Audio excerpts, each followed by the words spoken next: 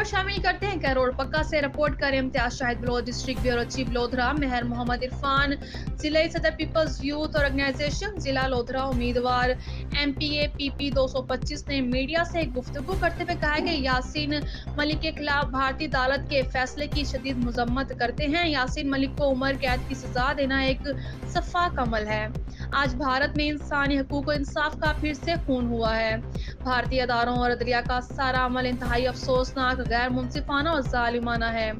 मैं अपने नौजवान बहन भाइयों से दरख्वास्त करता हूँ कि वक्त आ गया कि हम सबको सियासी इख्तलाफात भुलाकर मुसलमानों के लिए कश्मीर की आज़ादी के लिए जद्दोजहद करना होगी और हम पर प्लेटफॉर्म पर कश्मीर की आज़ादी की आवाज़ बुलंद करेंगे। जुल्फ़िकार अली भुट्टो शहीद ने कहा था कि अगर हमें 1000 साल तक भी कश्मीर की आज़ादी के लिए जद्दोजहद करना पड़ी तो हम करते रहेंगे। मैं पूरी पाकिस्तानी कौम से अपील करता हूँ, आए हम सब मिलकर मुत्तहिद होकर अपने मुसलमान भाइयों बहनों माओ और बुजुर्गों के लिए निकलते हैं और हम कामयाब होंगे और कश्मीर बनेगा पाकिस्तान इंशाअल्लाह।